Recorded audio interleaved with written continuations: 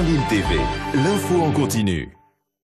Bonjour à toutes et à tous, et il fallait bien que cela arrive, le soleil de ce début de semaine laisse place à de belles perturbations malheureusement pour ce week-end qui approche, avec de nouvelles averses, voire même peut-être des orages prévus pour cette fin de jeudi. Les températures baissent avec les nuages qui arrivent, avec 15 degrés cet après-midi du côté de Lille, 14 degrés du côté de Saint-Omer, 12 degrés à Dunkerque et 11 degrés du côté de Calais. Plus d'informations sur vos prévisions météorologiques, ce sera bien sûr en images après cette édition. Les titres, et on en vient au sport qui s'ouvre à tous à la citadelle de Lille. Depuis hier, la baraque à sport est ouverte et ça se passe au pied du pont Napoléon. Une cabane où l'on peut louer gratuitement des ballons, mais aussi des filets ou encore des rollers pour une ou plusieurs heures. Et c'est un service pour que le parc de la Citadelle puisse s'ouvrir sur la ville selon la municipalité. Un service qui se veut, et c'est à noter, gratuit. D'autres travaux ont été là pour améliorer également le secteur. Vous le savez, sur l'esplanade, il y a eu ce grand chantier, mais aussi le zoo qui a récemment été rénové. Il y a aussi l'Acrobranche qui va prochainement ouvrir au sein de la Citadelle. Bref, la ville incite bien les Lillois à redécouvrir ce grand espace vert.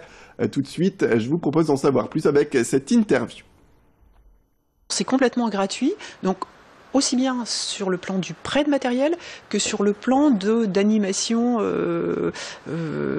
détente autour de comment on se bouge en plein air.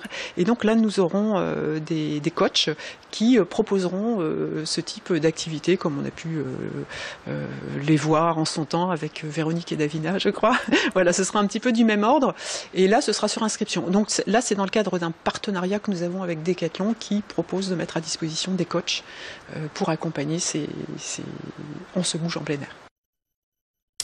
Les créateurs du magazine en ligne Lille City Crunch, dédié au bon plan, organisent un after-work dans l'ancienne église Saint-Louis de Tourcoing. C'est une église désacralisée et rebaptisée Le Phare pour y accueillir notamment des événements culturels. La soirée a lieu le 20 avril prochain et entre dans le cadre d'un nouveau concept lancé par ce magazine en ligne, Lille City Crunch, qui se nomme La Trépidante. C'est un concept qui consiste à faire découvrir des lieux originaux, insolites de toute la région.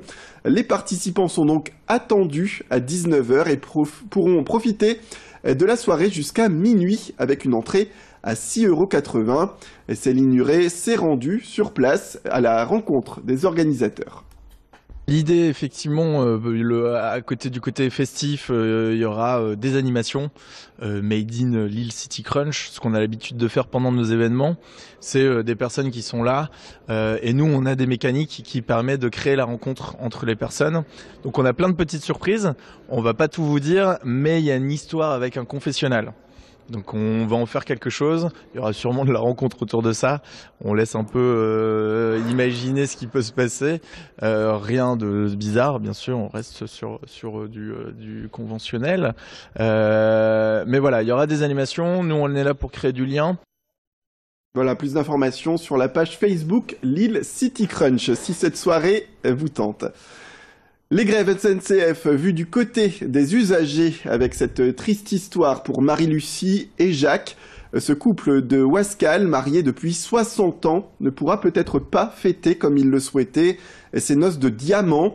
Depuis décembre 2016, le couple avait tout prévu, un voyage à Castellane dans le sud avec toute leur famille du 23 au 28 avril. Sauf que les dates de voyage tombent en plein pendant la grève perlée de la SNCF.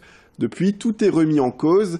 Il y a l'argent investi dans la location du gîte, mais aussi le train, sans oublier les activités qui étaient prévues avec les 39 enfants, petits-enfants et autres proches du couple.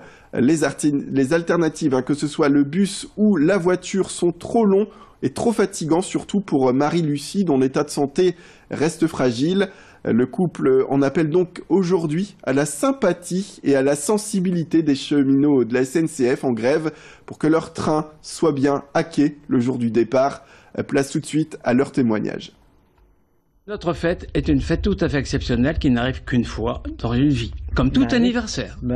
Mais 60 ans, c'est quand même un petit peu plus rare. Ça devient rare.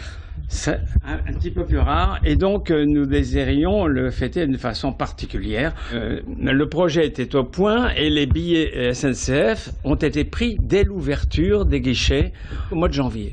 Et quand on a eu très vite le programme des jours de grève, on a été un petit peu désespéré parce que autant le jour de départ que le jour de sortie, si jamais on peut partir, sont des jours de grève SNCF. Imaginez de mettre sur pied d'autres moyens de parvenir à 1000 km de chez nous en 24 heures. C'est pas forcément impossible, mais on ne veut pas trop y penser. D'autant que mon épouse a quand même des petits problèmes de santé qui vont la fatiguer si c'est un autre moyen de locomotion que le train. Ce que nous savons, c'est que certains TGV rouleront à l'initiative de cadres SNCF qui peuvent rendre certains TGV prioritaires pour rouler.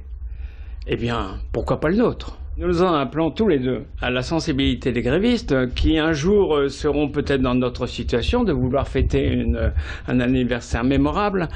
Et il est exact que nous serions très sensibles au fait que notre train de départ Lille-Europe 13h03 puisse démarrer correctement et nous amène à Avignon, comme vous l'avez vu, à 17h05 à peu près.